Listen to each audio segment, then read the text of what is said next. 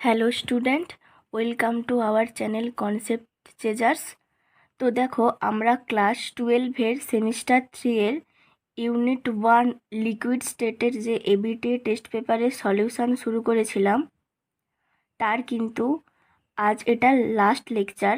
যে শেষ এবিটিএর যে শেষ 5টা পেজ আমাদের রয়ে গেছিলো, সেখান থেকে আজকে শুরু করছি। তো দেখো, 166 নম্বর পেজে প্রথম কোশ্চেন কি বলেছে: একটি গ্যাসকে 298 কেলভিন তাপমাত্রায় জলের মধ্য দিয়ে পাঠানো হলো এবং ওই গ্যাসের একটি অতি লঘু জলীয় দ্রবণ পাওয়া গেল।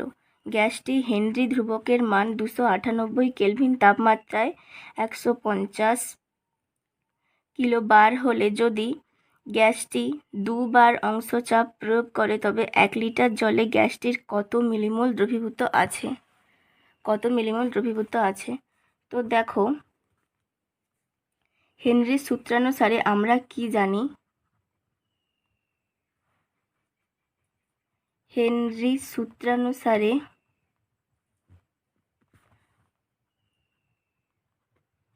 আমরা জানি নির্দিষ্ট তাপমাত্রায়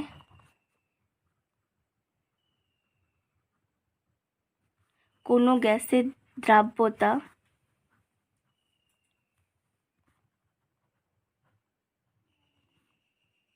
গ্যাসের উপর প্রযুক্ত চাপের সমানুপাতিক। গ্যাসের উপর প্রযুক্ত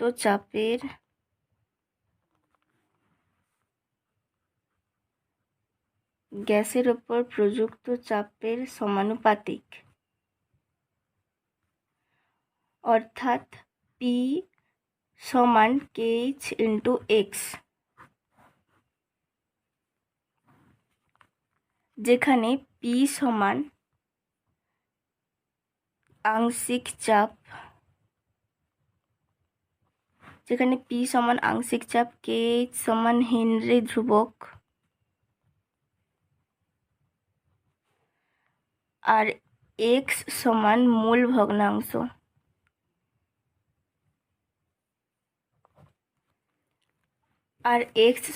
ভগ্নাংশ। তো দেখো, এখানে মোল ভগ্নাংশ এক্স সমান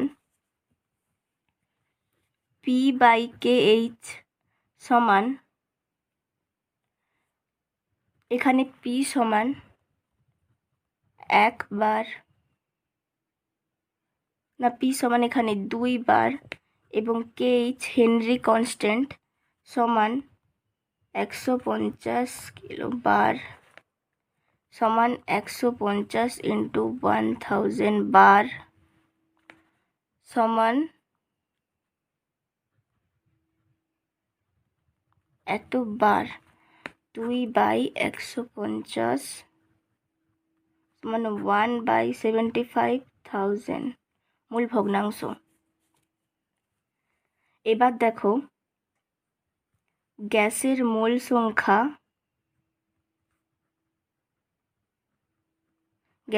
সংখ্যা কিভাবে বের করব? 1 লিটার সমান 1000 মিলিলিটার জলে দ্রবীভূত গ্যাসের মোল সংখ্যা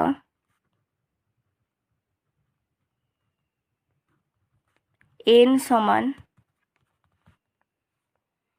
X ইন্টু 1/,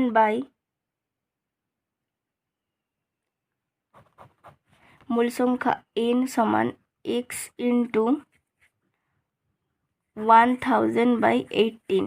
এখানে 18 হলো H2 এর, অর্থাৎ জলের আণব ভর, সমান হাইড্রোজেনের পারমাণবিক ভর 2 ইন্টু 1, জানি হাইড্রোজেনের পারমাণবিক ভর 1, এখানে H2 দুটো আছে, তাই 2 ইন্টু 1 প্লাস অক্সিজেনের পারমাণবিক ভর 16 সমান 18 গ্রাম পার মোল। তাহলে N সমান 1/75,000 ইন্টু 1000/18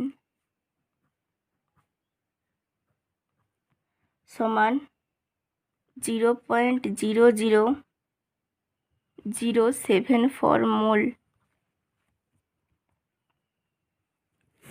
তো দেখো এত মোল সমান 0.74 মিলিমোল, কারণ 1 মোল সমান 1000 মিলিমোল। 1 মোল সমান 1000 মিলিমোল। তো দেখো এখানে 0.00074 মোল আনসার বেরিয়েছে। তো 0.00074 মোল সমান 0.74 মিলিমোল। তাহলে এখানে 0.74 মিলিমোল দ্রবীভূত আছে, গ্যাসটির 0.74 মিলিমোল দ্রবীভূত আছে। এরপর দেখো 4-এর দাগে কোশ্চেনটাতে কি বলেছে, 1 মোলার LCl3 অর্থাৎ অ্যালুমিনিয়াম ক্লোরাইড, 1 মোলার Na2SO4 অর্থাৎ সোডিয়াম সালফেট এবং 1 মোলার NH4NO3 অর্থাৎ অ্যামোনিয়াম নাইট্রেট আর 1 মোলার K3PO4 অর্থাৎ পটাশিয়াম ফসফেট দ্রবণগুলির মধ্যে সর্বাধিক হিমাঙ্ক কার? দেখো আমরা কি জানি,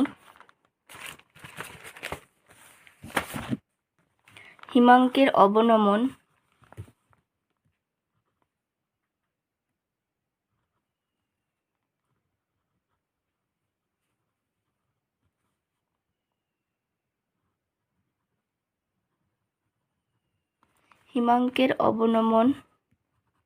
ΔTF সমান I into KF into W2 into 1000/W1 into M2। এইটা হলো মোলালিটি, যাকে স্মল m দ্বারা প্রকাশ করা হয়। তাহলে ΔTF সমান I into KF into molality. তো দেখো এখানে সকলের ক্ষেত্রে গাঢ়ত্ব কিন্তু একই 1 মোলার, সকলের ক্ষেত্রে গাঢ়ত্ব কিন্তু একই 1 molar. 1 molar AlCl3, 1 molar AlCl3, 1 molar NH4NO3 ammonium nitrate, 1 molar potassium phosphate আর 1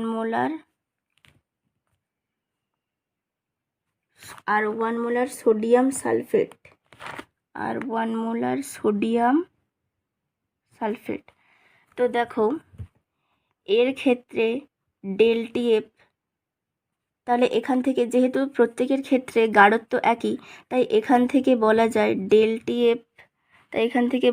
ΔTF প্রপোর্শনাল টু I, তাই বলা যায় ΔTF প্রপোর্শনাল টু I, কারণ I এখানে ভ্যান্ট অফ ফ্যাক্টর, এটাই একমাত্র প্রত্যেকের ক্ষেত্রে আলাদা হতে পারে। KF হলো হিমাঙ্কের মোলাল অবনমন ধ্রুবক, তাহলে আর M হলো এখানে গাঢ়ত্ব, যেহেতু প্রত্যেকের ক্ষেত্রে গাঢ়ত্ব একই এবং এটা একটা ধ্রুবক, তাই ΔTF এই হিমাঙ্কের অবনমন সরাসরি ভ্যান্ট অফ গুণকের সাথে সমানুপাতিক।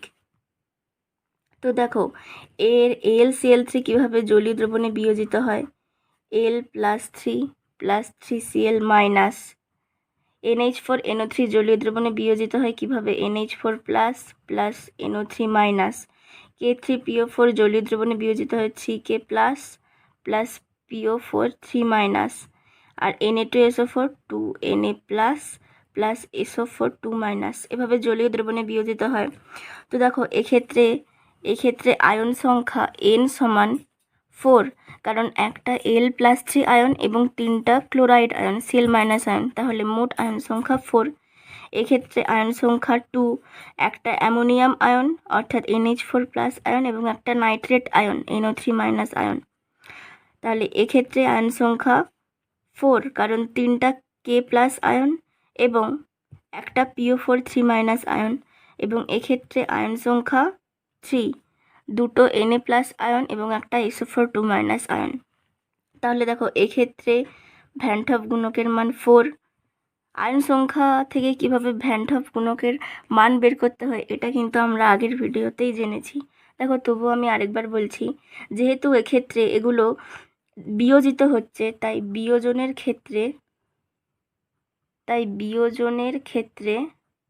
বিয়োজনের ক্ষেত্রে আলফা সমান i-1/n-1। আলফাটা হলো বিয়োজন মাত্রা। দেখো এগুলো কিন্তু জলীয় দ্রবণে সম্পূর্ণরূপে বিয়োজিত হয়, তাই এখানে আলফাটা হবে 1 সমান i-1/n-1। দেখো যদি প্রথমটার ক্ষেত্রে বের করি n4, তাহলে 4 - 1 সমান i-1/3 সমান, তাহলে এখানে 3 সমান i-1, তাহলে i সমান 4, তাহলে এক্ষেত্রে i সমান 2, এক্ষেত্রে i সমান 4 এবং এক্ষেত্রে i সমান 3। তো দেখো যেহেতু ∆Tf প্রপোর্শনাল টু i, অর্থাৎ হিমাঙ্কের অবনমন আয়ের সাথে সমানুপাতিক, যেহেতু এক্ষেত্রে 1 মোলার AlCl3 এবং 1 মোলার K3PO4, এই দুই ক্ষেত্রে আয়ের মান সব থেকে বেশি, তাই এই দুই ক্ষেত্রে হিমাঙ্কের অবনমন সব থেকে বেশি। কিন্তু জানতে চেয়েছে হিমাঙ্ক কার বেশি, দেখো জানতে চেয়েছে কার হিমাঙ্ক বেশি। হিমাঙ্ক কার বেশি হবে? যার হিমাঙ্ক অবনমন কম হবে তার হিমাঙ্ক বেশি হবে। হিমাঙ্ক অবনমন মানে কি? হিমাঙ্ক কমে যাওয়া। তাই হিমাঙ্কের অবনমন যত কম হবে হিমাঙ্ক তত বেশি হবে। ∆Tf যত কম হবে হিমাঙ্কের অবনমন যত কম হবে হিমাঙ্ক তত বেশি হবে। তো দেখো হিমাঙ্কের অবনমন কার কম হবে? যার আই কম তার হিমাঙ্কের অবনমন কম হবে। দেখো এক্ষেত্রে NH4NO3 এর আই সব থেকে কম, ভ্যান ডট গুণক, তাই NH4NO3 এর কিন্তু হিমাঙ্ক অবনমন সব থেকে কম, অর্থাৎ NH4NO3 এর হিমাঙ্ক সব থেকে বেশি। অর্থাৎ এখানে আনসার হবে 1 মোলার NH4NO3 এর হিমাঙ্ক অবনমন কম, হিমাঙ্ক অবনমন সব থেকে কম, তাই হিমাঙ্ক সব থেকে বেশি।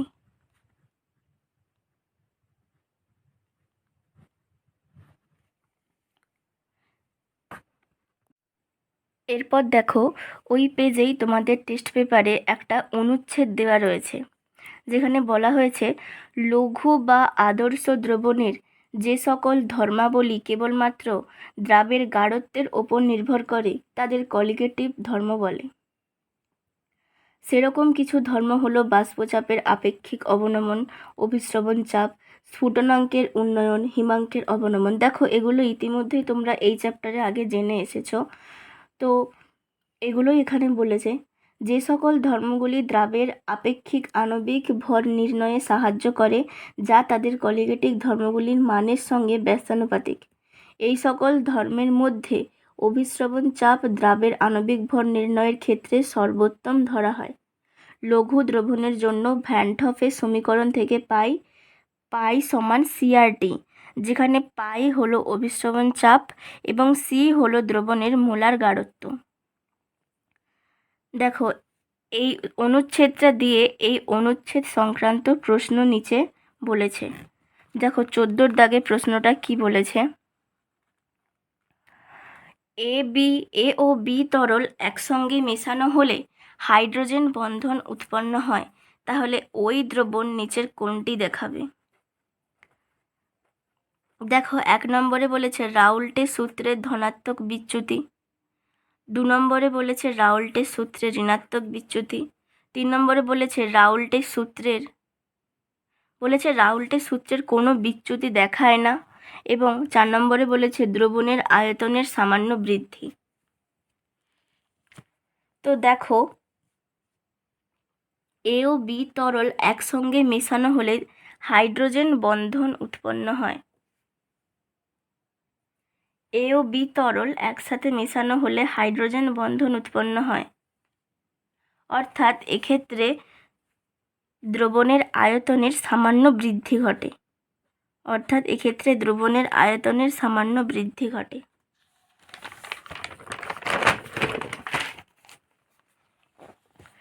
এরপর দেখো 15 দাগের প্রশ্নে কি বলেছে, দ্রবণের অভিস্রবণ চাপ নিচের কোনটির ওপর নির্ভর করে না। দেখো আমরা কি জানি, আমরা ভ্যান টপের সমীকরণ থেকে কি জানি, আমরা ভ্যান টপের সমীকরণ থেকে জানি অভিস্রবণ চাপ পাই সমান আই ইন্টু সিআরটি। এবার তড়িৎ অবিশ্লেষ্য পদার্থের ক্ষেত্রে আইটা 1, আর তড়িৎ বিশ্লেষ্য পদার্থের বিয়োজনের ক্ষেত্রে আয়ের মান 1-এর বেশি হয় এবং সংযোজনের ক্ষেত্রে আয়ের মান 1-এর কম হয়। আমরা এটা জানি, পাই সমান আই ইন্টু সিআরটি। তো দেখো এখানে সি সমান মোলার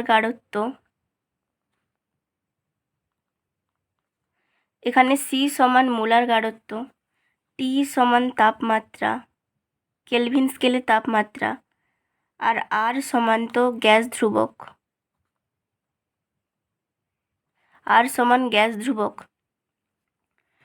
আর পাই যেহেতু, অর্থাৎ এই অভিস্রবণ চাপ যেহেতু একটা সংখ্যাগত ধর্ম, কলিগেটিভ প্রপার্টিজ, তাই এটি উপস্থিত দ্রাবের কণা সংখ্যার উপরেও নির্ভর করবে, অর্থাৎ দ্রবণের গাঢ়ত্বের ওপর নির্ভর করবে, দ্রবণের তাপমাত্রার উপরেও নির্ভর করে এবং উপস্থিত দ্রাবের কণা সংখ্যার উপরও নির্ভর করে। কিন্তু অভিস্রবণ চাপ দ্রাবের কণার গঠন প্রকৃতির ওপর এক্ষেত্রে নির্ভর করবে না, তাই এক্ষেত্রে ডি অ্যান্সার। এরপর দেখো 16 দাগের কোশ্চেনে কি বলেছে, কোনো দ্রাবকে একটি অনুদ্বায়ী দ্রাব যোগ করলে নিচের প্রভাব দেখা যায়। দেখো আমরা কি জানি, কোনো দ্রাবকে একটি অনুদ্বায়ী দ্রাব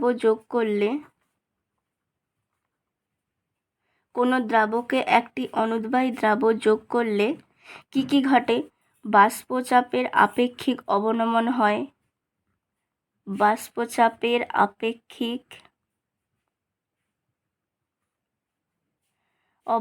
হয়,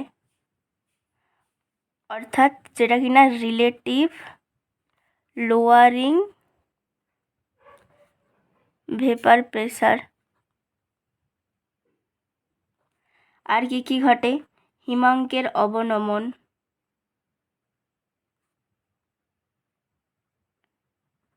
স্ফুটনাঙ্কের উন্নয়ন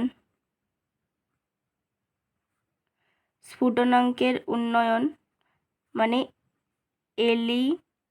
এলিভেশন, স্ফুটনাঙ্কের উন্নয়ন মানে এলিভেশন ইন বয়লিং পয়েন্ট,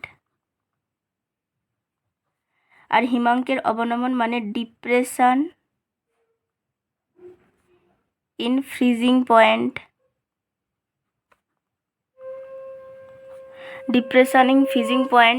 আর স্ফুটনাঙ্কের উন্নয়ন এলিভেশন ইন বয়লিং পয়েন্ট। আর একটা কি? অভিস্রবণ চাপ অর্থাৎ অসমোটিক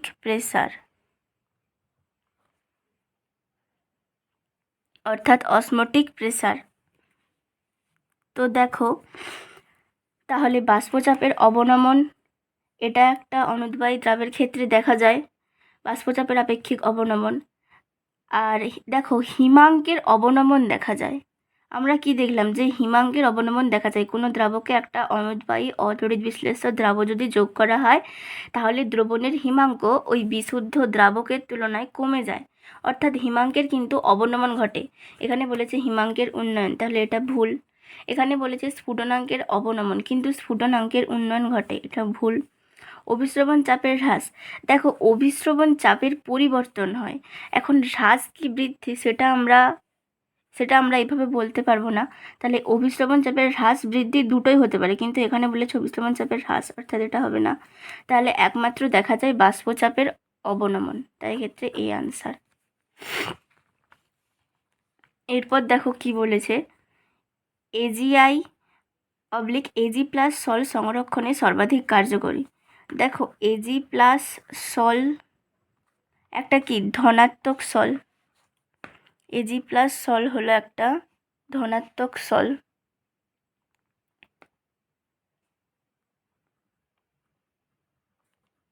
একটা ধনাত্মক সল, এজি প্লাস সল হলো একটা ধনাত্মক সল।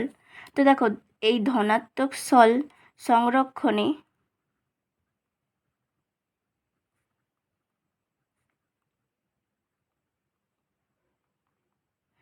ধনাত্মক সল সংরক্ষণে সর্বাধিক কার্যকরী কে? ধনাত্মক সল সংরক্ষণে সর্বাধিক কার্যকরী হবে ঋণাত্মক সল। তো দেখো Na2S sodium sulphide, Na2S sodium sulphide, এটা 2Na plus plus S2 minus, Na2SO4 2Na plus plus SO4 2 minus, NaCl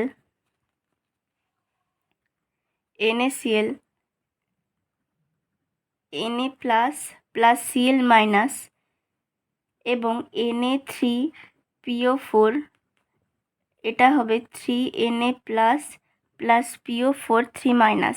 তো দেখো ধনাত্মক সল সংরক্ষণে সর্বাধিক কার্যকরী হবে ঋণাত্মক সল। এখানে ঋণাত্মক সলের এখানে S2 minus, SO4 2 minus, Cl minus এবং PO4 3 মাইনাস। দেখো ফসফেট আয়নের ক্ষেত্রে কিন্তু সব থেকে বেশি ঋণাত্মক আধান রয়েছে 3 মাইনাস, এখানে 3 নেগেটিভ, এখানে 1 নেগেটিভ, এখানে 2 নেগেটিভ, এখানে 2 নেগেটিভ। দেখো ফসফেট আয়নের ক্ষেত্রে কিন্তু সর্বাধিক ঋণাত্মক আধান রয়েছে, তাই এক্ষেত্রে এজি প্লাস সল সংরক্ষণে কিন্তু সর্বাধিক কার্যকরী হবে Na3PO4, তাই এক্ষেত্রে বি আনসারটা সঠিক। এরপর দেখো পেজ 185-এ কী বলেছে, 350 কেলভিন উষ্ণতায় জলে নাইট্রোজেন গ্যাসের দ্রাব্যতার হেনরি ধ্রুবকের মান 8 × 10⁴ atm। যদি বায়ুতে নাইট্রোজেনের মূল ভগ্নাংশ 0.5 হয় তবে 350 কেলভিন উষ্ণতায় 4 বায়ুমণ্ডলীয় চাপে 10 মোল জলে দ্রবীভূত নাইট্রোজেনের মোল সংখ্যা কত? তো দেখো এখানে হেনরি ধ্রুবক KH এর মান কত দেওয়া রয়েছে? সমান 8 × 10⁴ atm। তো দেখো এখানে 8 × 10⁴ atm দেওয়া রয়েছে। হেনরি ধ্রুবক মোল ভগ্নাংশ কত দেওয়া রয়েছে? 0.5। দেখো আমরা কি জানি, নাইট্রোজেনের আংশিক চাপ সমান কি? নাইট্রোজেনের আংশিক চাপ সমান KH × X(N2)। নাইট্রোজেনের আংশিক চাপ সমান হেনরি ধ্রুবক ইন্টু নাইট্রোজেনের মূল ভগ্নাংশ, তো সমান 0.5 × 8 × 10⁴ সমান 0.5 ইন্টু, দেখো এটা আমরা হেনরির সূত্রানুসারে জানি। দেখো আমরা জানি আংশিক চাপ সমান, দেখো এটা আমরা হেনরির সূত্রানুসারে জানি। আর আমরা গ্যাসের ডাল্টনের সূত্র অনুসারে কি জানি, যে নাইট্রোজেনের আংশিক চাপ সমান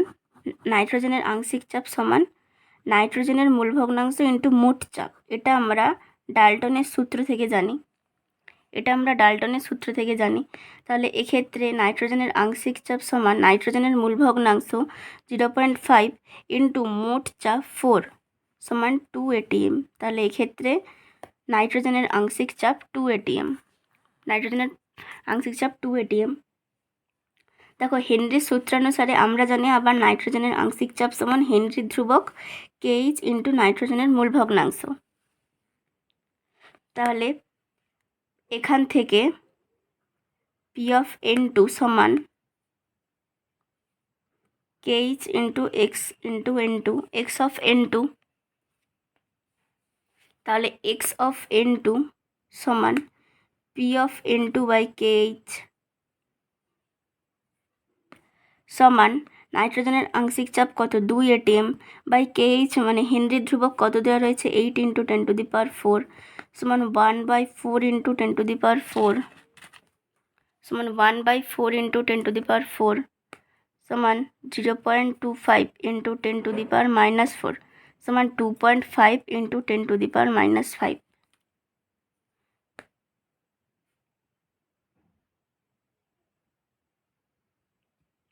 সমান 2.5 না 2.5 ইন্টু 10⁻⁻5 নয়, 25 ইন্টু 10⁻⁻6, 25 ইন্টু 10⁻⁻6 হয়। তো এক্ষেত্রে 2.5, তাহলে দেখো এবার এক্স অফ ইন্টু মানে কি, n of into by n of N2 plus n of H2। দেখো এক্ষেত্রে জলের যে নাইট্রোজেনের মোল ভগ্নাংশ মানে কি হয়, নাইট্রোজেনের মোল ভগ্নাংশ মানে নাইট্রোজেনের মোল বাই মোট মোল, অর্থাৎ নাইট্রোজেনের মোল প্লাস জলের মোল। নাইট্রোজেনের মোল সমান, দেখো এন অফ H2O মানে জলের যে মোল সংখ্যা সেটা কিন্তু নাইট্রোজেনের মোল সংখ্যার তুলনায় অনেক বেশি। দেখো জলের মোল সংখ্যা নাইট্রোজেনের মোল সংখ্যার তুলনায় অনেক বেশি, তাই আমরা লিখতে পারি যে N of H2 plus n of N2 nearly equal to N of H2। মানে দেখো আসলে ব্যাপারটা কি, ধরো এন অফ H2O 1,00,000 আর এটা হলো 0.01, তাহলে 0.01 কাছে 1,00,000 অনেক বড়, তাহলে 1,00,000 আর যদি 0.01 যোগ করা হয় তাহলে সেটা নিয়ারলি 1,00,000ই হবে। তাই সেরকমই এখানে এন অফ H2O যেহেতু অনেক বেশি, তাই এন অফ H2 আর এন অফ N2 অর্থাৎ নাইট্রোজেনের মোল সংখ্যা এবং জলের মোল সংখ্যা যোগ করলে কিন্তু সেই জলের মোল সংখ্যায় দাঁড়াবে। তাই এটাকে বলা যায় n of N2 by n of H2O সমান 0.25 ইন্টু 10⁻⁻4। এবার এন অফ N2 সমান এন অফ H2O মানে জলের মোল সংখ্যা, দেখো জলের মোল সংখ্যা কিন্তু কোশ্চেনেই বলে দেওয়া রয়েছে 10 মোল, তাহলে 0.25 ইন্টু 10⁻⁻4 ইন্টু 10 সমান 2.5 ইন্টু 10⁻⁻4। আর কোশ্চেনে কিন্তু নাইট্রোজেনের মোল সংখ্যাই জানতে চেয়েছে, অর্থাৎ এন অফ N2 সমান নাইট্রোজেনের মোল সংখ্যা সমান কিন্তু 2.5 ইন্টু 10⁻⁻4। তাহলে বোঝা গেল। দেখো আমি আরেকবার বলছি, দেখো আমরা হেনরি সূত্রানুসারে কি জানি যে নাইট্রোজেনের আংশিক চাপ সমান হেনরি ধ্রুবক ইন্টু নাইট্রোজেনের মোল ভগ্নাংশ। আবার ডাল্টনের আংশিক চাপ সূত্রানুসারে কি জানি, কোনো গ্যাসের আংশিক চাপ সমান ওই গ্যাসের মোল ভগ্নাংশ ইন্টু মোট চাপ। তাহলে নাইট্রোজেনের আংশিক চাপ সমান নাইট্রোজেনের মোল ভগ্নাংশ ইন্টু মোট চাপ, ওই সিস্টেমের মোট চাপ। তাহলে দেখো নাইট্রোজেনের আংশিক চাপ সমান নাইট্রোজেনের মোল ভগ্নাংশ 0.5 ইন্টু ওই সিস্টেমের মোট চাপ তখন কত ছিল, বলেছে 4 বায়ুমণ্ডলীয় চাপে, তাহলে 4 ছিল। তাহলে এখান থেকে নাইট্রোজেনের আংশিক চাপ হয় 2 atm।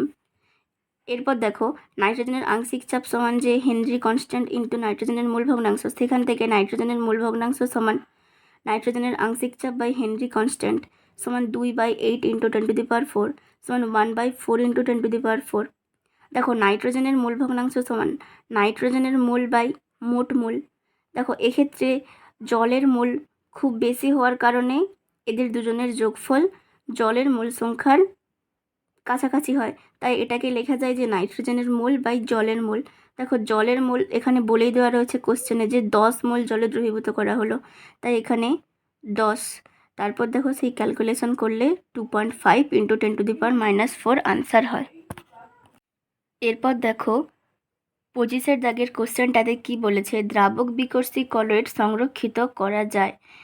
এ বলেছে বিপরীত আধান সল যোগে, বি এর অপশানে বলেছে তড়িৎ বিশ্লেষ্য যোগে, সি এর অপশানে বলেছে দ্রাবক আকর্ষী সল যোগে, ডি এর অপশানে বলেছে স্ফুটনে।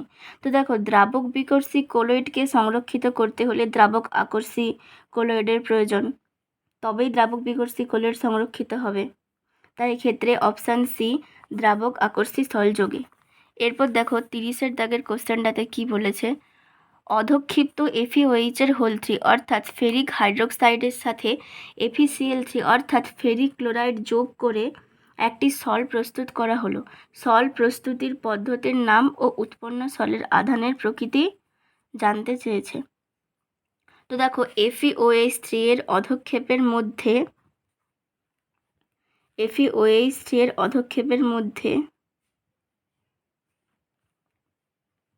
FeCl3 তড়িৎ বিশ্লেষ্য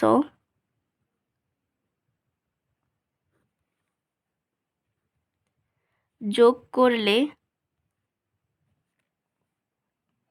কি উৎপন্ন হয়? বাদামি বর্ণের ধনাত্মক সল উৎপন্ন হয়। বাদামি বর্ণের ধনাত্মক সল উৎপন্ন হয়।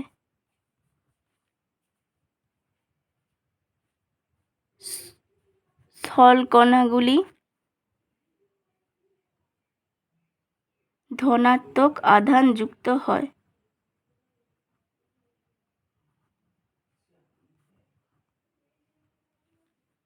তাহলে FeOH এর whole 3 ferric hydroxide plus Fe+3 কি সল উৎপন্ন হবে? FeOH এর হোল 3 Fe+3, এটা কিন্তু একটা ধনাত্মক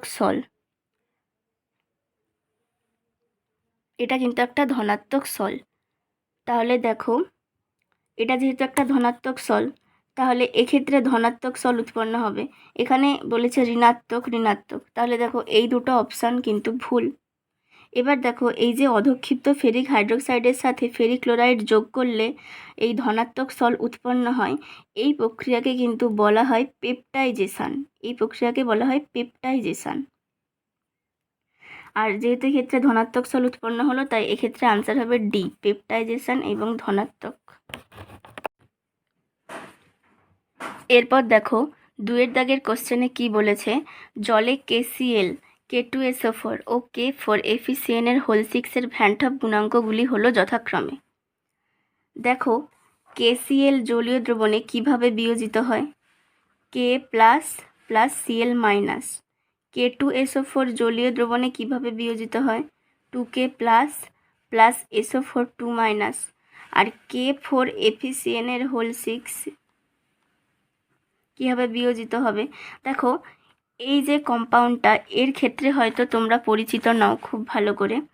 দেখো এই যে থার্ড ব্র্যাকেটের ভেতরে যে অংশটা রয়েছে, এটা তোমরা কোঅর্ডিনেশন কম্পাউন্ড বা যেই জটিল যৌগ বলে চ্যাপ্টারটা রয়েছে তাতে পড়বে। দেখো এখানে এই থার্ড ব্র্যাকেটের ভেতরে যে অংশটা রয়েছে, এটা এই যৌগটার একটা জটিল পার্ট বা কমপ্লেক্স পার্ট যাকে বলে। এটা কিন্তু কখনোই ভাঙবে না, এটা কিন্তু কখনোই জলীয় দ্রবণে বিয়োজিত হবে না। সবসময় এই থার্ড ব্র্যাকেটের ভেতরে যেটা আছে এটা কখনোই জলীয় দ্রবণে বিয়োজিত হবে না, এর বাইরে যেটা আছে সেটা জলীয় দ্রবণে বিয়োজিত হবে। মানে দেখো এক্ষেত্রে K4 পটাশিয়াম আয়ন, এটা হলো ধনাত্মক আয়ন এবং এই পুরোটা ঋণাত্মক আয়ন হিসেবে আচরণ করবে। তাহলে এটা 4K প্লাস প্লাস FeCN এর হোল 6 4 মাইনাসে ভাঙবে, কারণ যেহেতু 4টা পজিটিভ আয়ন রয়েছে তাই এখানে 4টা নেগেটিভ আয়ন থাকতে হবে, তবেই এটা একটা প্রসম জটিল যৌগ হবে। দেখো এখানে তো দেখাই যাচ্ছে যে এর কিন্তু পাওয়ারে কোনো চার্জ নেই, তার মানে এটা একটা প্রসম জটিল যৌগ। তাহলে এখানে যদি 4টা পজিটিভ আয়ন থাকে তাহলে এখানে 4টা নেগেটিভ আয়ন থাকবে, তাই এখানে হবে 4 মাইনাস।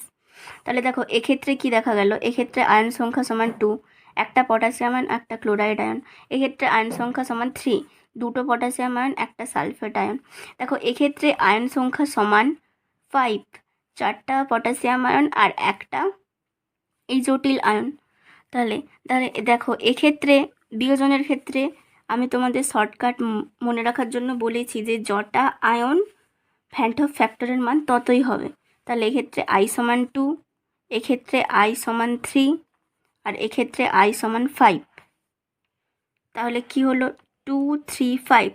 তাহলে ভ্যানটপ ফ্যাক্টরের মান 2 3 5। তাহলে দেখো এক্ষেত্রে সি আনসার। এরপর দেখো 3 দাগের কোশ্চেনটাতে কি বলেছে? যে ইউরিয়ার 100 ml দ্রবণে সেটির 6.02 × 10⁻20 সংখ্যক অণু উপস্থিত দ্রবণের গাঢ়ত্ব কত মোলার? দেখো অ্যাভোগাড্রো সংখ্যার মান কত?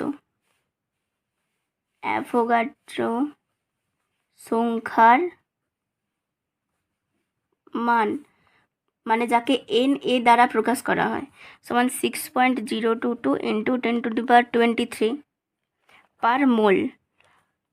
অর্থাৎ এক মোলে এত সংখ্যক অণু আছে, অর্থাৎ এক মোলে এত সংখ্যক অণু থাকে, এটাই অ্যাভোগাড্রো সংখ্যা। দেখো ইউরিয়ার মোল সংখ্যা কত হবে? ইউরিয়ার মোল সংখ্যা সমান প্রদত্ত ভর বাই আণব ভর। আমরা জানি যে কোনো যৌগের বা মৌলের মোল সংখ্যা সমান কি হয়? তার প্রদত্ত ভর বাই আণব ভর। মোল সংখ্যা নির্ণয়ের আরেকটা পদ্ধতি রয়েছে, সেটা হলো উপস্থিত অণু, মানে ওই যৌগটাতে বা মৌলটাতে উপস্থিত, ওই যৌগটাতে উপস্থিত অণু বাই অ্যাভোগাড্রো সংখ্যা।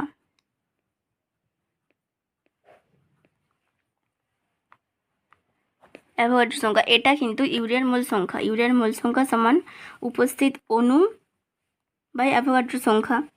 তো দেখো এখানে বলেছে যে 6.02 ইন্টু 10⁻20 সংখ্যক অণু উপস্থিত আছে, আর আমরা জানি অ্যাভোগাড্রো সংখ্যা 6.02 ইন্টু 10⁻23 সমান 10⁻³ সমান 0.001। ইউরিয়ার মোল সংখ্যা 0.001। তো দেখো বলেছে দ্রবণের গাঢ়ত্ব কত হবে? দ্রবণের গাঢ়ত্ব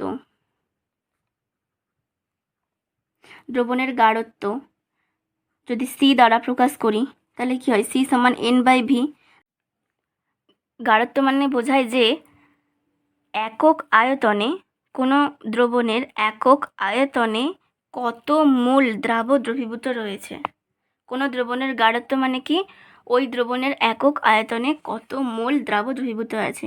কারণ দেখো এখান থেকেই বোঝা যায় যে V যদি 1 হয় তাহলে C সমান N, অর্থাৎ একক আয়তনে কত মোল দ্রবীভূত আছে সেটাই গাঢ়ত্ব।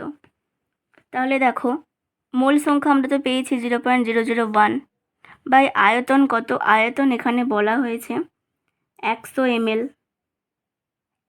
দেখো 100 ml, একে যদি আমরা লিটারে কনভার্ট করি তাহলে 10⁻³ দিয়ে গুণ, তাহলে এখান থেকে দেখা যায় 0.001 বাই 10⁻⁻1 সমান 0.001 মানে কি 1/1000, আর 10⁻⁻1টা ওপরে উঠলে 10, তাহলে এটা সমান 1/100।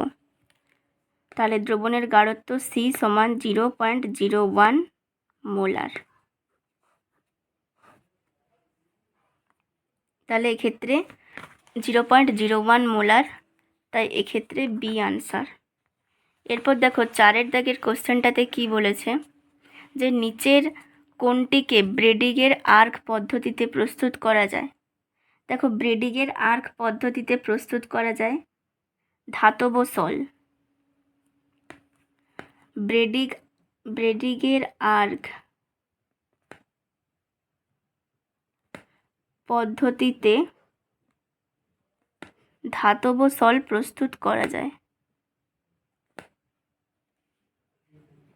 ধাতব সল প্রস্তুত করা যায়, অর্থাৎ এক্ষেত্রে হবে ধাতব সল গোল্ড সল, তাই এক্ষেত্রে হবে গোল্ড সল।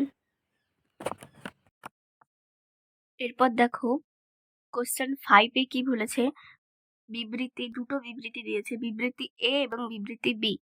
বিবৃতি এতে বলেছে কলকারখানায় ব্যবহৃত কট্রেল অধঃক্ষেপক ইলেকট্রোফোরেসিস নীতিতে কাজ করে, এবং বিবৃতি বিতে বলা হয়েছে যে পশু চামড়ার ট্যানিং ইলেকট্রোফোরেসিস নীতিতে সংঘটিত হয়। তো দেখো বিবৃতি এ এক্ষেত্রে সঠিক, কারণ কলকারখানায় ব্যবহৃত কট্রেল অধঃক্ষেপক কিন্তু ইলেকট্রোফোরেসিস নীতিতেই কাজ করে, তাহলে বিবৃতি এ কিন্তু সঠিক। দেখো কিন্তু বিবৃতি বি কিন্তু এক্ষেত্রে ভুল, বিবৃতি এ কিন্তু সঠিক, তাই এক্ষেত্রে হবে এ সত্য এবং বি মিথ্যা। এখানে সি আনসার হবে, এ সত্য এবং বি মিথ্যা। দেখো পশু চামড়ার ট্যানিং কিন্তু ইলেকট্রোফোরেসিস নীতিতে সংঘটিত হয় না।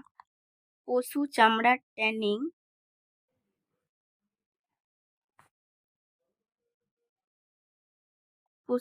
ট্যানিং একটি রাসায়নিক প্রক্রিয়া যা কাঁচামাল যা কাঁচা চামড়াকে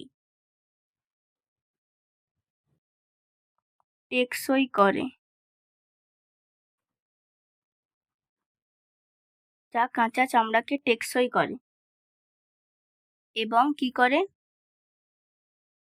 ক্ষয়রোধী করে তোলে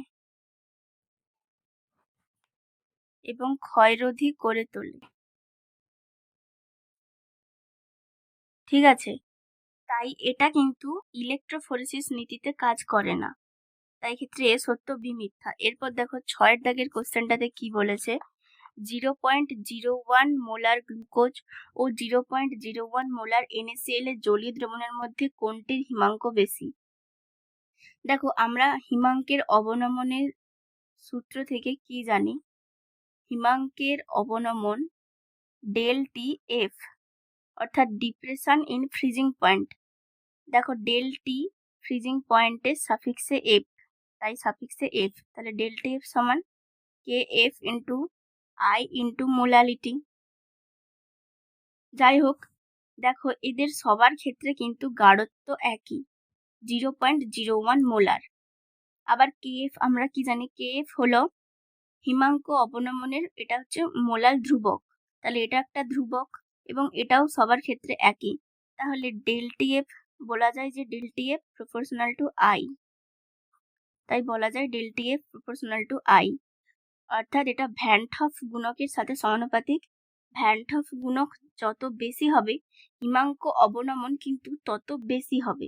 দেখো কোশ্চেনে কিন্তু জানতে চেয়েছে কোনটির হিমাঙ্ক বেশি, কোনটির হিমাঙ্ক অবনমন বেশি আর কোনটির হিমাঙ্ক বেশি, দুটো কিন্তু কোশ্চেন আলাদা।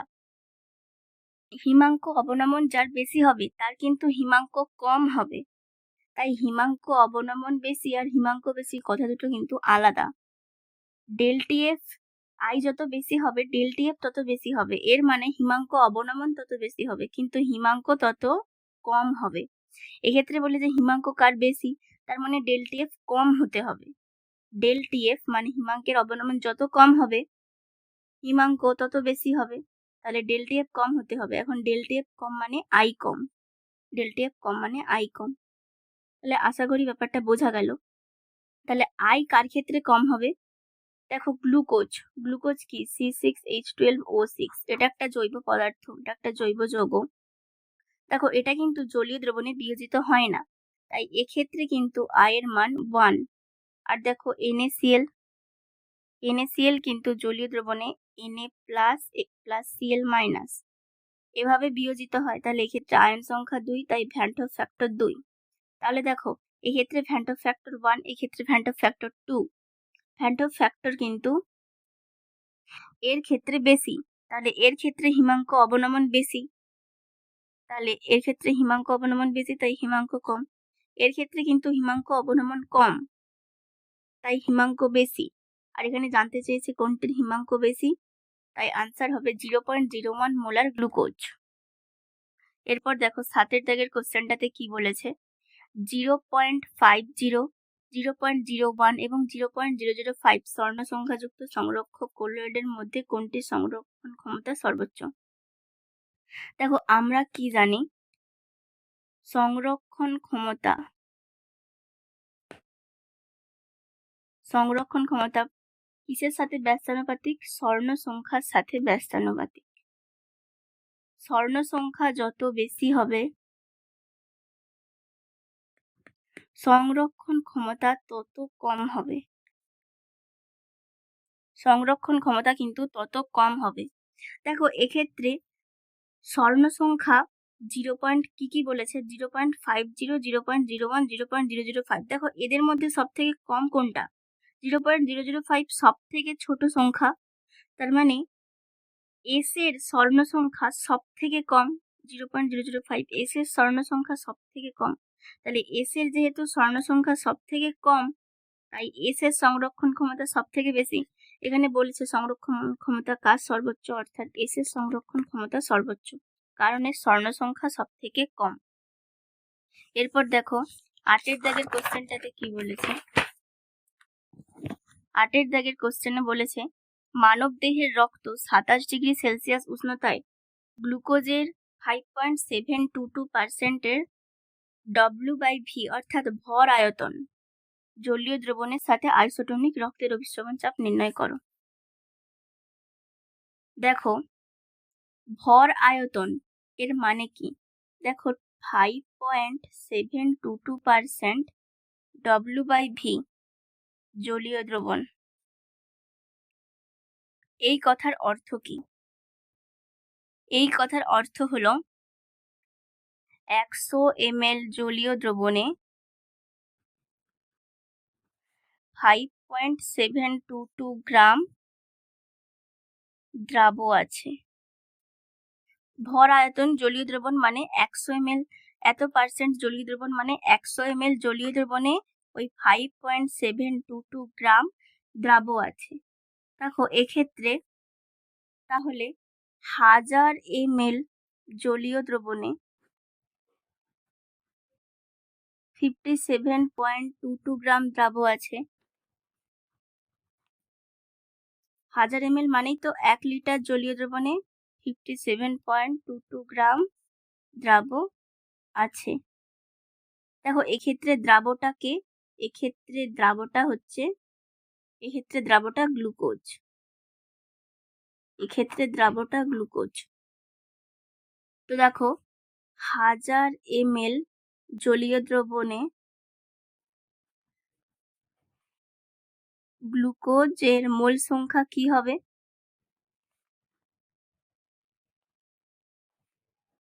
1000 ml জলীয় দ্রবণে গ্লুকোজের মোল সংখ্যা হবে 57.22 বাই 1000, সরি 1000 নয়, 57.22 বাই গ্লুকোজের মোল সংখ্যা।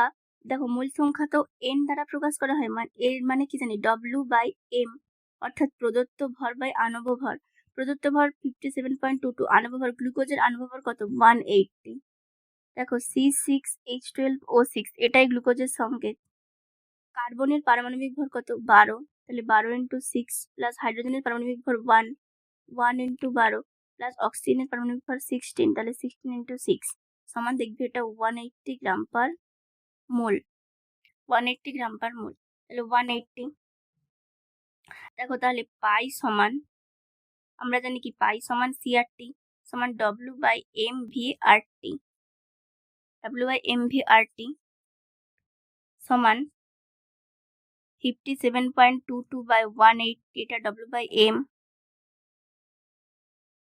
V ইন্টু 0.082 ইন্টু উষ্ণতা। দেখো উষ্ণতা T সমান 27°C সমান 27 প্লাস 273 কেলভিন সমান 300 কেলভিন, তাহলে ইন্টু 300।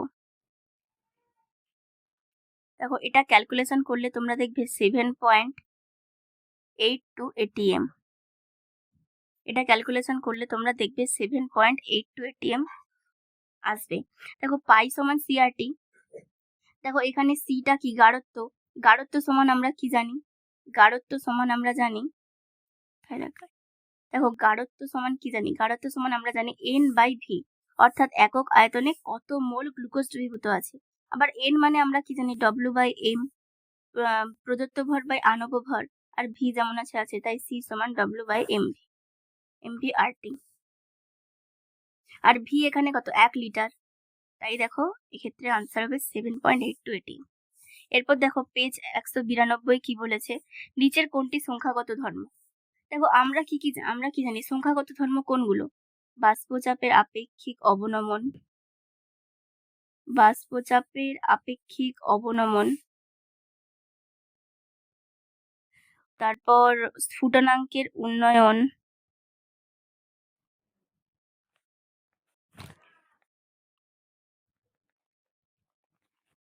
তারপর হিমাঙ্কের অবনমন,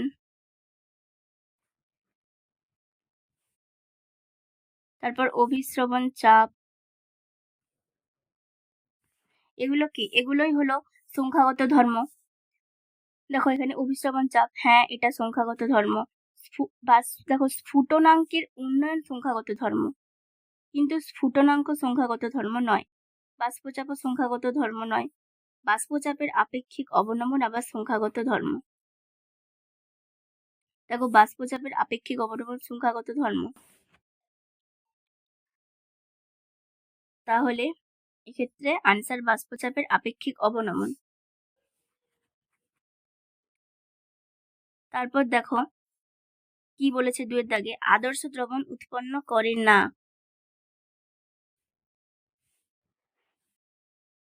আদর্শ দ্রবণ কে উৎপন্ন করে না?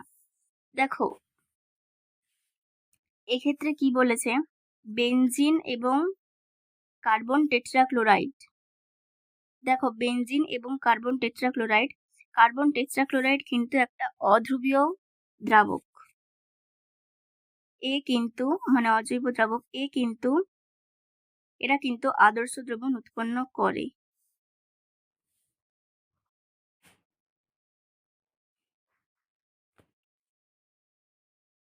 দেখো এ কিন্তু আদর্শ দ্রবণ উৎপন্ন করে না, আদর্শ দ্রবণ উৎপন্ন করে না। তারপর দেখো বেনজিন টলুইন আদর্শ দ্রবণ, এটাও আদর্শ দ্রবণ। আর অ্যাসিটোন এবং কার্বন টেট্রাক্লোরাইড এটাও আদর্শ দ্রবণ। দেখো কেবলমাত্র বেনজিন এবং কার্বন টেট্রাক্লোরাইড C6H6 এবং CCl4 এরা কিন্তু আদর্শ দ্রবণ উৎপন্ন করে না। এটা রাউল্টের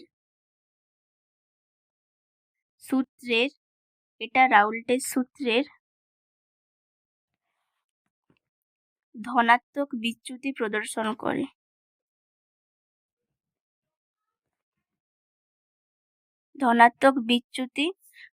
করে। এই বেনজিন এবং কার্বন টেট্রাক্লোরাইড এটা রাউল্টের সূত্রে ধনাত্মক বিচ্যুতি প্রদর্শন করে। এরপর দেখো 3 দাগে কি বলেছে, সংরক্ষক কোলয়েডটি হলো। দেখো সংরক্ষক কোলয়েড কিন্তু দ্রাবক আকর্ষী কোলয়েড। তাহলে এক্ষেত্রে সি আনসার।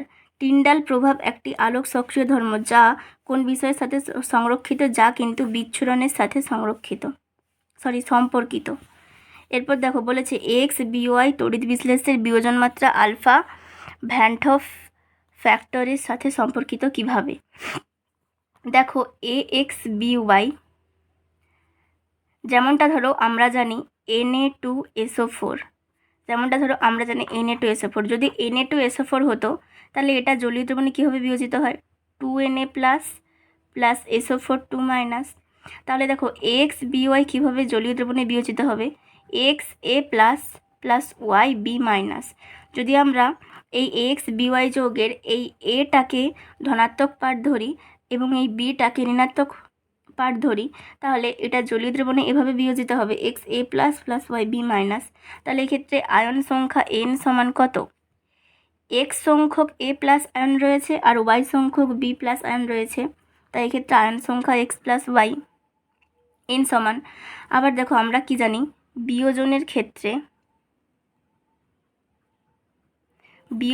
ক্ষেত্রে আলফা সমান কি হয়? I-1/n-1। দেখো এক্ষেত্রে I-1 n কত? X plus Y minus 1। তাহলে এক্ষেত্রে আলফা সমান I-1/x প্লাস Y মাইনাস 1। তাহলে দেখো এক্ষেত্রে এ আনসার, আলফা সমান I-1/x প্লাস Y মাইনাস 1। এরপর দেখো 6 দাগের কোশ্চেনটাতে কি বলেছে, 100 গ্রাম জলে 0.684 গ্রাম চিনি, যার আণব ভর কত? 342, মিশ্রিত করলে দ্রবণের হিমাঙ্কের অবনমন হয় 0.037 ডিগ্রি সেলসিয়াস। জলের হিমাঙ্ক অবনমন ধ্রুবকের মান। দেখো আমরা জানি হিমাঙ্কের অবনমন মানে ডিপ্রেশনের অফ ফ্রিজিং পয়েন্ট সমান কি হয়? I × KF × W2 × 1000 by W1 × M2। এটা আসলে মোলালিটি। দেখো এক্ষেত্রে যেহেতু কিছু বলে দেওয়া নেই, তাই আমরা ভ্যান হফ ফ্যাক্টরের মান 1 ধরবো, I সমান 1। আচ্ছা, বলে দেওয়া নেই বলতে এখানে চিনি বলেছে, এখানে দ্রাবটাকে চিনি কিন্তু জলীয় দ্রবণে বিশ্লেষিত হয় না, এটা কিন্তু আয়নে ভেঙে যায় না, তাই এটা তড়িৎ অবিশ্লেষ্য পদার্থ, তাই I সমান 1। তাহলে দেখো এক্ষেত্রে হিমাঙ্ক অবনমন কত হয় বলেছে? 0.037। সমান 1 ইন্টু KF এখানে বের করতে হবে, হিমাঙ্ক অবনমন ধ্রুবক বের করতে হবে, ইন্টু W2 0.684 ইন্টু 1000 বাই এখানে W1 মানে দ্রাবকের ভর, তাহলে 100 গ্রাম জল এখানে দ্রাবকের জল, ইন্টু M2 হলো দ্রাবের ভর। দ্রাব কত? দ্রাব এখানে কি? চিনি, তাহলে এর ভর 342। দেখো এখান থেকে তোমরা KF যদি ক্যালকুলেট করো, KF সমান পাবে, KF সমান কত পাবে? এখান থেকে KF ক্যালকুলেট করলে 1.85, এখান থেকে KF পাবে 1.85 কেলভিন কেজি মোল ইনভার্স। এখান থেকে KF হবে 1.85 কেলভিন কেজি মোল ইনভার্স।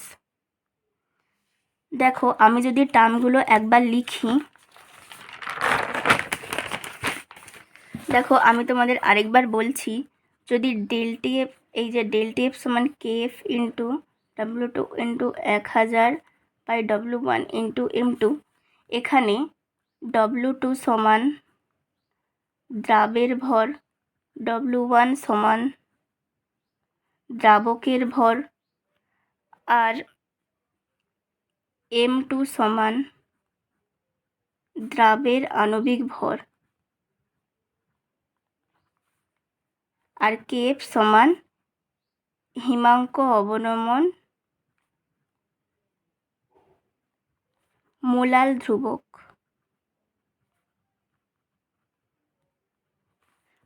ধ্রুবক। এরপর দেখো 7 দাগের কোশ্চেনটাতে কি বলেছে, যে 25 ডিগ্রি সেলসিয়াস উষ্ণতায় জলের বাষ্পচাপ 23.5 mmHg, 100 গ্রাম জলে 6 গ্রাম ইউরিয়া দ্রবীভূত করলে ওই দ্রবণের বাষ্পচাপ কত হবে, যেখানে ইউরিয়ার আণবিক ভর বলেছে 60। দেখো আমরা জানি বাষ্পচাপের আপেক্ষিক অবনমন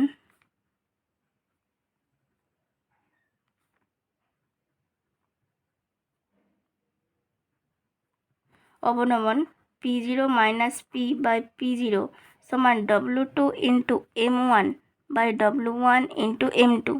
দেখো P0টা হলো বিশুদ্ধ জলের বাষ্পচাপ। দেখো বিশুদ্ধ জলের বাষ্পচাপ এখানে কি বলেছে? 23.55। আর দ্রবণের বাষ্পচাপ এখানে নির্ণয় করতে বলেছে। P হলো দ্রবণের বাষ্পচাপ, সমান W2 এখানে দ্রাবের ভর, দ্রাবকে ইউরিয়া 6 গ্রাম ইউরিয়া, M1কে জল, এখানে জলের আণবিক ভর 18। তারপর দেখো W1, দেখো জলের আণবিক ভর 18, H2O তো জলের সংকেত, তাহলে হাইড্রোজেনের পারমাণবিক ভর 1 ইন্টু 2 প্লাস অক্সিজেনের 16 সমান 18 গ্রাম পার মোল। এরপর দেখো W1 হলো দ্রাবকের ভর, দ্রাবক কত? এখানে 100 গ্রাম জল, ইন্টু M2 হলো দ্রাবের আণবিক ভর, দ্রাবকে ইউরিয়া এর আণবিক ভর 60। দেখো ইউরিয়ার সংকেত হলো NH2CONH2, তাহলে CN2H4O। দেখো কার্বনের 12 প্লাস নাইট্রোজেনের 14 ইন্টু 2 28 প্লাস হাইড্রোজেনের 4 প্লাস অক্সিজেনের 16 সমান দেখবে 60। তাহলে এখানে 6 10,000, তাহলে দেখো এখান থেকে বলা যায় যে 23550 মাইনাস 1000 P সমান 23.55 ইন্টু 18। এখান থেকে 1000 P সমান 23126.1। দেখো তোমরা এটা ক্যালকুলেশন করে দেখবে P সমান 23.13 mm। তাহলে দেখো এক্ষেত্রে আনসার A 23.13 mm। এরপর দেখো 8 দাগের কোশ্চেনে কি বলেছে, জলে তেল জাতীয় ইমালশনের উদাহরণ। দেখো জলের তেল জাতীয় ইমালশন হলো কিন্তু ভ্যানিশিং ক্রিম। এক্ষেত্রে এই যে বাকি 3টে রয়েছে এগুলো কিন্তু তেলে জল জাতীয় ইমালশন।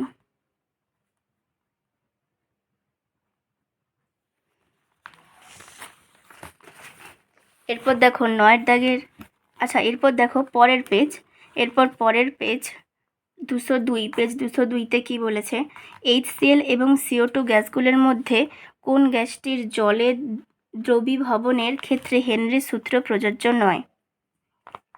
দেখো হেনরির সূত্রের কিন্তু কিছু সীমাবদ্ধতা রয়েছে। হেনরির সূত্র কাদের ক্ষেত্রে প্রযোজ্য নয়? দেখো, যে সমস্ত গ্যাস জলীয় দ্রবণে বিয়োজিত বা সংযোজিত হয়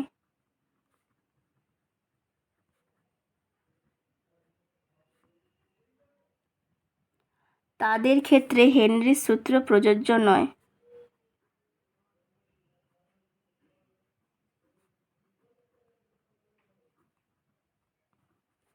যে সমস্ত গ্যাস জলীয় দ্রবণে বিয়োজিত বা সংযোজিত হয় তাদের ক্ষেত্রে কিন্তু হেনরির সূত্র প্রযোজ্য নয়। দেখো, এই HCl এটা কিন্তু অ্যাকুয়াস স্টেটে H প্লাস Cl মাইনাস আয়নে ভেঙে যায়, তাই এক্ষেত্রে কিন্তু হেনরির সূত্র প্রযোজ্য নয়। তাই এক্ষেত্রে আনসার হবে এ, শুধুমাত্র HCl এর ক্ষেত্রে হেনরির সূত্র প্রযোজ্য নয়। এরপর দেখো কোশ্চেন 2 কি বলেছে, 90 গ্রাম জলে একটি অনুদ্বায়ী তড়িৎ অবিশ্লেষ্য কঠিন দ্রাবের 12 গ্রাম দ্রবীভূত করা হলো। 100 ডিগ্রি সেলসিয়াস উষ্ণতায় দ্রবণের বাষ্পচাপ 750 mmHg। দ্রাবের আপেক্ষিক আণবিক ভর গণনা করো। দেখো, বাষ্পচাপের আপেক্ষিক অবনমন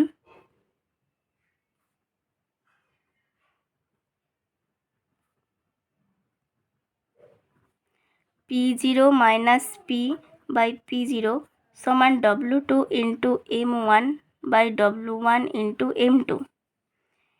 P0 হলো বিশুদ্ধ জলের বাষ্পচাপ, আমরা জানি 760, বিশুদ্ধ জলের বাষ্পচাপ 760 mmHg, মানে 1 ATM সমান 760 mmHg সমান 76 সেমি-Hg। তাহলে দেখো 760 মাইনাস, এখানে দ্রবণের বাষ্পচাপ 750 বলে দেওয়া রয়েছে, তাহলে 760 সমান W2 হলো দ্রাবের ভর, দ্রাবকে এখানে দ্রাব যাই হোক বলেছে দ্রাব 12 গ্রাম ইন্টু M1 জলের আণব ভর 18 বাই W1 হলো দ্রাবকের ভর, দ্রাবককে এখানে জল বলেছে 90 গ্রাম জল ইন্টু M2 কি, M2 দ্রাবের আণব ভর,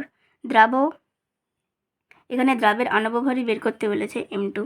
তাহলে দেখো এক্ষেত্রে 10/760 সমান 12 ইন্টু, দেখো 18 5 90, তাহলে 12/5 ইন্টু M2, 10 কাটে, 1/76 সমান 12/5 ইন্টু M2।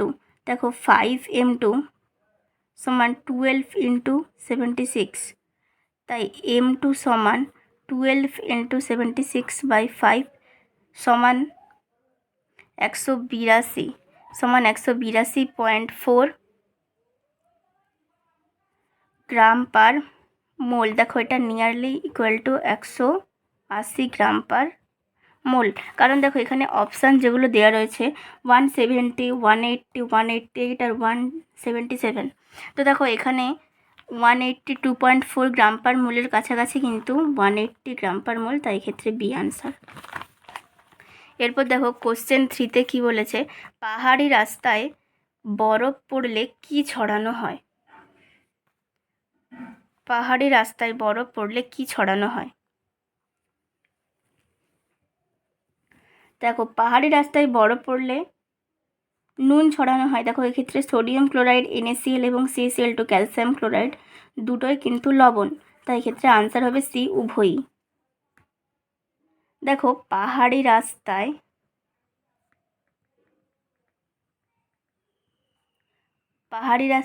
পড়ে থাকা বরফের মধ্যে NaCl CaCl2 ছড়ানো হয়, ফলে পরিবেশের যখন লবণ জল মিশ্রণের সর্বনিম্ন হিমাঙ্ক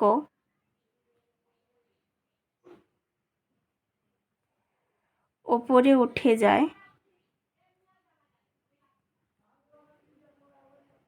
তখন বরফ গলে যায়। তাই গাড়ি চলাচল সুবিধা হয়।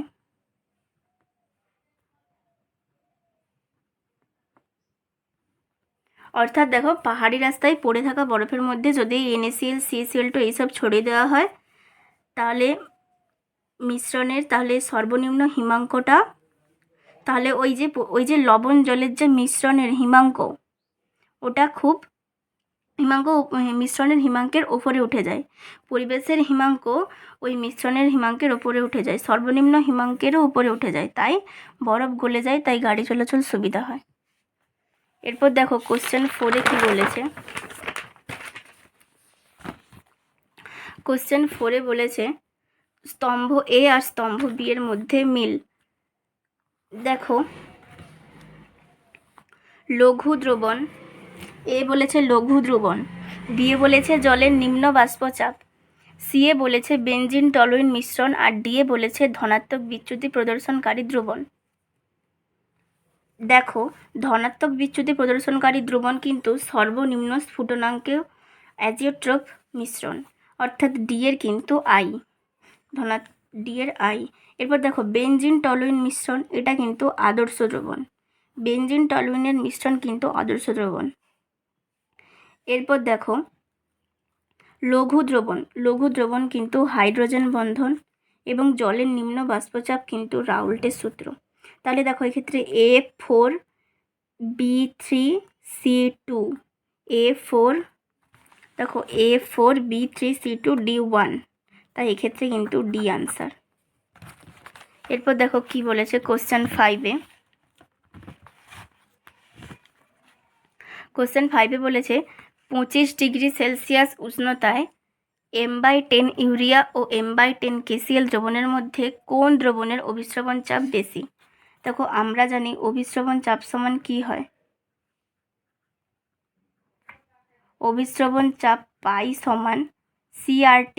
দেখো C এখানে মোলার গাঢ়ত্ব, C কিন্তু এখানে মোলার গাঢ়ত্ব, তাহলে C যদি এখানে মোলার গাঢ়ত্ব হয়, এখানে বলেছে M/10 ইউরিয়া, M/10 KCl। দেখো প্রত্যেকের ক্ষেত্রেই কিন্তু M/10 প্রত্যেকের ক্ষেত্রে কিন্তু গাঢ়ত্ব একই, CRT ইন্টু I। আচ্ছা, I এখানে ভ্যান হফ গুণক রয়েছে, তো দেখো পাই প্রপোর্শনাল টু I, তাহলে লেখা যায় পাই প্রপোর্শনাল টু I। কারণ দেখো C গাঢ়ত্ব সবার ক্ষেত্রে একই, ইউরিয়ার ক্ষেত্রেও M/10 এবং পটাশিয়াম ক্লোরাইড KCl এর ক্ষেত্রেও M/10, আবার একই উষ্ণতায়, দুটোই 25 ডিগ্রি সেলসিয়াস তাপমাত্রায়, আর তো এখানে গ্যাস ধ্রুবক, তাই বলা যায় পাই প্রপোর্শনাল টু I, অর্থাৎ ভ্যান হফ গুণকের মান যত বেশি হবে তার অভিস্রবণ চাপও তত বেশি হবে। দেখো ইউরিয়া হলো একটা তড়িৎ অবিশ্লেষ্য পদার্থ, এটা কিন্তু জলীয় দ্রবণে বিয়োজিত হয় না, তাই ইউরিয়ার ক্ষেত্রে ভ্যান হফ ফ্যাক্টরের মান কিন্তু 1, ইউরিয়ার ক্ষেত্রে ভ্যান হফ ফ্যাক্টরের মান 1 ইউরিয়ার ক্ষেত্রে, আর KCl দ্রবণের ক্ষেত্রে ভ্যান হফ ফ্যাক্টরের মান 2। কেন না, KCl দ্রবণ কীভাবে বিয়োজিত হয়, K plus plus Cl minus, এক্ষেত্রে আয়ন সংখ্যা 2, তাই ভ্যান হফ ফ্যাক্টর 2। যেহেতু KCl এর ক্ষেত্রে ভ্যান হফ ফ্যাক্টর বেশি, তাই KCl এর ক্ষেত্রে অভিস্রবণ চাপও বেশি, তাই এক্ষেত্রে B আনসার, M/10 KCl দ্রবণের অভিস্রবণ চাপ বেশি। এরপর দেখো কোশ্চেন 6 কি বলেছে, 250 গ্রাম জলে 60 গ্রাম গ্লুকোজ দ্রবীভূত করা হলে দ্রবণটির হিমাঙ্ক নির্ণয় করো। তো দেখো, আমরা জানি হিমাঙ্ক অবনমন ΔTF সমান KF into W2 into 1000 by W1 into M2। তো দেখো এখানে KF কত, KF 1.88 ইন্টু W2 হলো দ্রাবের ভর, দ্রাবকে glucose 60 gram glucose into 1000 by W1 কে দ্রাবকের ভর, দ্রাবককে জল 250 গ্রাম জল ইন্টু M2 দ্রাবের ভর, দ্রাবকে গ্লুকোজের আণব ভর, এটা M2, গ্লুকোজের আণব ভর কত 180, তাহলে 60 3 180, 0 0 25 4 100 সমান 1.88 ইন্টু ইন্টু 4/3 সমান, এটা ক্যালকুলেশন করলে হয় 2.504 ডিগ্রি সেলসিয়াস। দেখো এটা কিন্তু হিমাঙ্ক অবনমন, ডেলটি এফ সমান 2.504 ডিগ্রি সেলসিয়াস, হিমাঙ্ক অবনমন এটা। আর বিশুদ্ধ জলের হিমাঙ্ক কত? টিএফ ড্যাশ সমান বিশুদ্ধ জলের হিমাঙ্ক সমান 0 ডিগ্রি সেলসিয়াস। তাহলে দেখো ডেলটি এফ সমান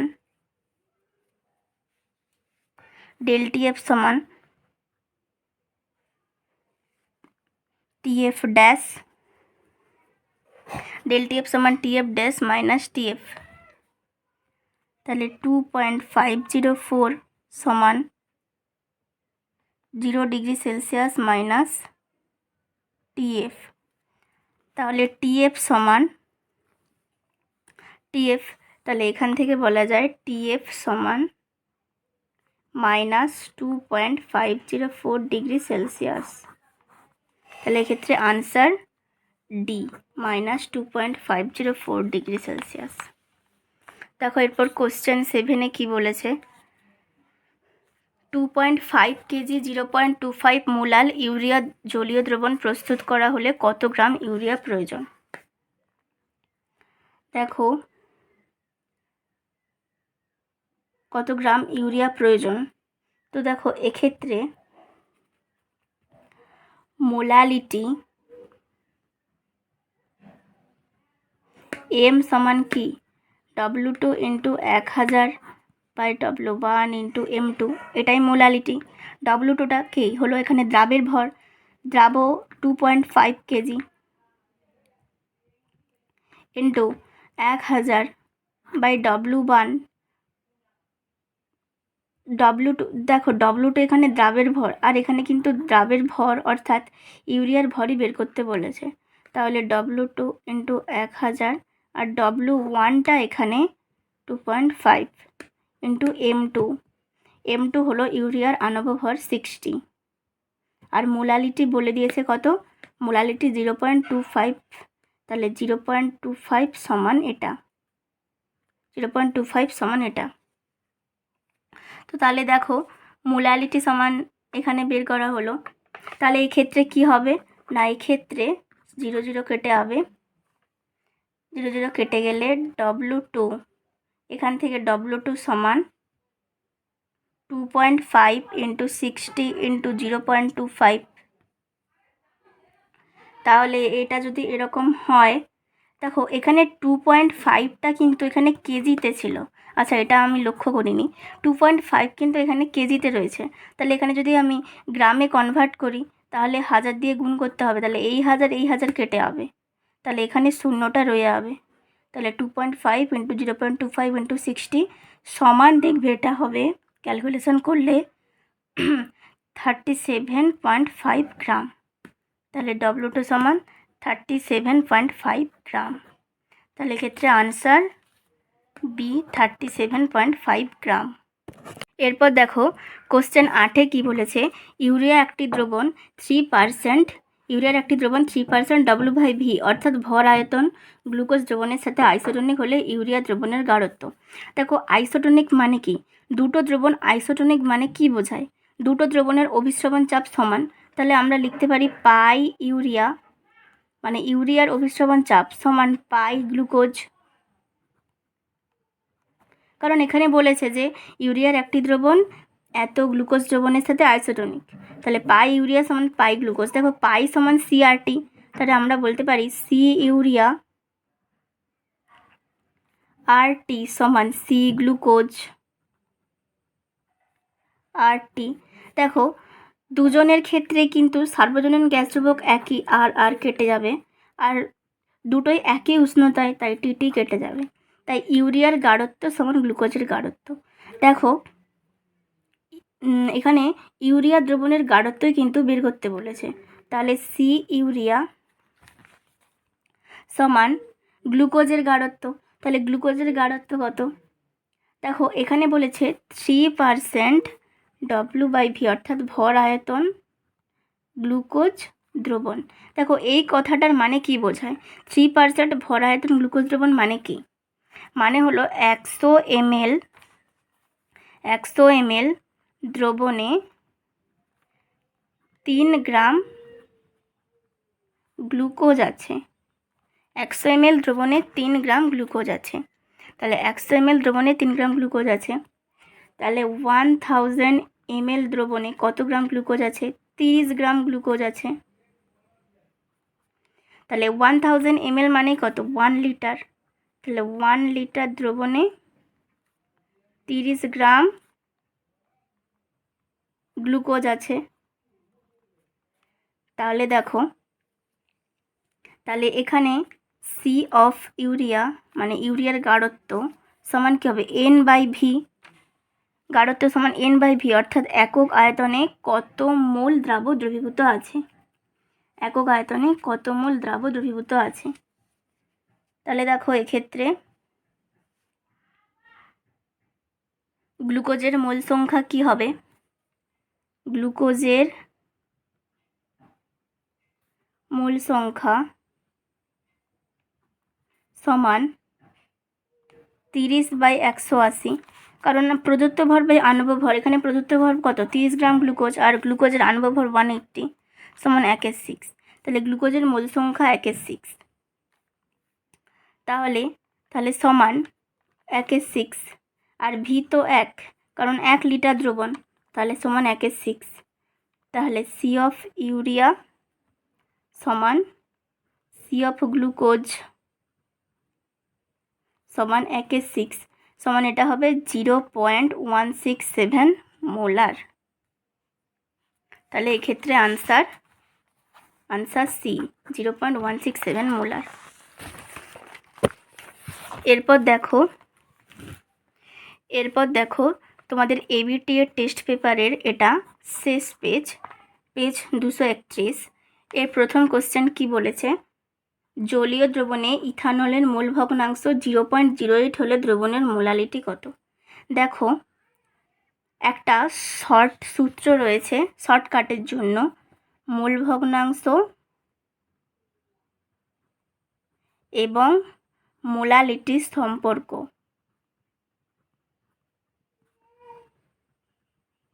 দেখো মোল ভগ্নাংশ এবং মোলালিটির সম্পর্ক কি? মোলালিটি সমান, এখানে স্মল এম ফর মোলালিটি সমান 1000x2 বাই m1x1। দেখো এখানে x2 সমান দ্রাবের মোল ভগ্নাংশ। দেখো x2 সমান দ্রাবের মোল ভগ্নাংশ, x1 সমান দ্রাবকের মোল ভগ্নাংশ আর m1 সমান দ্রাবকের আণবিক ভর। দেখো এরপর যখন তোমরা কম্পিটিটিভ এক্সাম, জেইই, নিট এগুলো দেবে, তখন কিন্তু এই সূত্রগুলো তোমাদের ডাইরেক্ট মনে রাখতে হবে। কখনো মোলালিটি দিয়ে মোল ভগ্নাংশ জিজ্ঞেস করতে পারে, কখনো মোল ভগ্নাংশ কোশ্চেনে দেওয়া থাকবে, মোলালিটি জিজ্ঞেস করতে পারে। তাহলে দেখো মোলালিটি সমান 1000x2/m1x1, এটাই সম্পর্ক। দেখো এখানে ইথানলের মোল ভগ্নাংশ কত বলে দিয়েছে? 0.08। দেখো আমরা আবার জানি যে একটা এরকম জলীয় দ্রবণে দ্রাবের মোল ভগ্নাংশ প্লাস দ্রাবকের মোল ভগ্নাংশ কিন্তু 1 হয়। এক্ষেত্রে দ্রাব ইথানল এর মোল ভগ্নাংশ 0.08 সমান 1, তাহলে দ্রাবকের মোল ভগ্নাংশ কত হবে? 0.02। তাহলে দেখো মোলালিটি সমান 1000, x2 কত? 0.08 বাই m1টা এখানে কি হলো না? দ্রাবকের আণব ভর, দ্রাবককে এখানে জলের আণব ভর 810 ইন্টু x1 কত? 0.02। দেখো এটা 4 সমান 4000/18 সমান এটা হবে 0.08।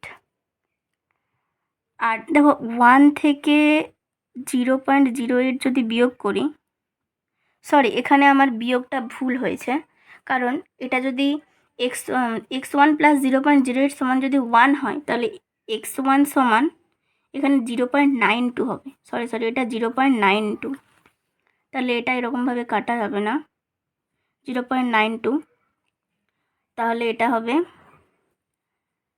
হবে 1000 ইন্টু 0.08 বাই 18 ইন্টু 0.92, এটা এরকম হবে, সমান এটা হবে 4.83 মোল পার কেজি। মোলালিটি সমান 4.83 মোল পার কেজি। এটা তোমরা ক্যালকুলেশন করে দেখবে, 4.83 মোল পার কেজি আনসার হবে। এরপর দেখো কোশ্চেন 7-এ কী বলেছে, নিচের কোন জলীয় দ্রবণটির স্ফুটনাঙ্ক সর্বাধিক। দেখো আমরা জানি স্ফুটনাঙ্কের উন্নয়ন ΔT b for boiling point সমান I into KB into molality, যেখানে মোলালিটি সমান W2 into 1000 by W1 into M2। তো দেখো এক্ষেত্রে KB একটা ধ্রুবক, সবার ক্ষেত্রে একই, এবং মোলালিটি কিন্তু এখানে সকলের ক্ষেত্রে আলাদা। তো দেখো এখানে ΔTB প্রপোর্শনাল টু IM, তাহলে ভ্যান্ট অফ ফ্যাক্টর এবং গাঢ়ত্বের গুণফলের সমানুপাতিক বলা যায়। তো দেখো 0.015 মোলার ইউরিয়ার ক্ষেত্রে ΔTB সমান, ইউরিয়া কিন্তু তড়িৎ অবিশ্লেষ্য পদার্থ, তাই এর ক্ষেত্রে ভ্যান্ট অফ ফ্যাক্টরের মান 1 ইন্টু 0.015, এর গাঢ়ত্ব সমান 0.015। দেখো তারপর 0.01 মোলার KNO3। দেখো KNO3 কীভাবে ভাঙবে, KNO3 বিয়োজিত হবে কিভাবে, K plus plus NO3 minus, তাই এক্ষেত্রে N সমান 2, তাই ভ্যান্ট অফ ফ্যাক্টরের মান কিন্তু 2, তাই ΔTB সমান ভ্যান্ট অফ ফ্যাক্টরের মান 2, তাই ΔTB সমান 2 ইন্টু 0.01 সমান 0.02, এক্ষেত্রে 0.0015 মোলার গ্লুকোজের ক্ষেত্রে ΔTB সমান, এর ক্ষেত্রে I1 ইন্টু 0.0015 সমান 0.0015। এরপর দেখো 0.01 মোলার Na2SO4। দেখো Na2SO4 কীভাবে জলীয় দ্রবণে বিয়োজিত হবে, 2Na plus plus SO4 2 minus, ion সংখ্যা 3, তাহলে ভ্যান্ট অফ ফ্যাক্টর 3, দুটো Na প্লাস একটা SO4 2 মাইনাস, তাহলে দেখো এক্ষেত্রে ΔTB সমান 3 ইন্টু আয়ের মান 3 ইন্টু 0.01 সমান 0.03। তাহলে দেখো বলছে কোন দ্রবণের স্ফুটনাঙ্ক সর্বাধিক। দেখো স্ফুটনাঙ্কের কিন্তু উন্নয়ন ঘটে, তাহলে স্ফুটনাঙ্কের উন্নয়ন মানে কি, বেড়ে যাওয়া, ইনক্রিজ করা, তাহলে ΔTB যত বেশি হবে স্ফুটনাঙ্কের উন্নয়নও তত বেশি হবে, সেই দ্রবণের স্ফুটনাঙ্ক তত বেশি হবে, তাহলে ΔTB যার ক্ষেত্রে বেশি সেটাই আনসার। দেখো এর ক্ষেত্রে 0.03, এর ক্ষেত্রে 0.015, এর ক্ষেত্রে 0.02, এর ক্ষেত্রে 0.0015। দেখো 0.03 সব থেকে বেশি, তাই এক্ষেত্রে 0.01 মোলার Na2SO4 আনসার। এরপর দেখো কোশ্চেন 13-এ কী বলেছে, AgI এর I- স্থলকে তঞ্চিত করতে নিম্নলিখিত কোনটি বেশি কার্যকরী।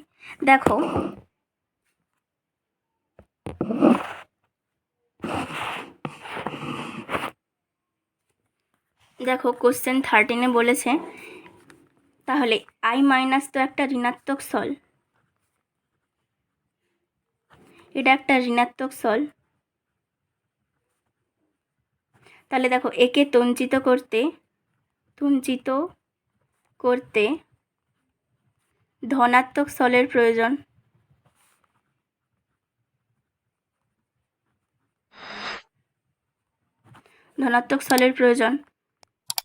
তাহলে দেখো ধনাত্মক আধান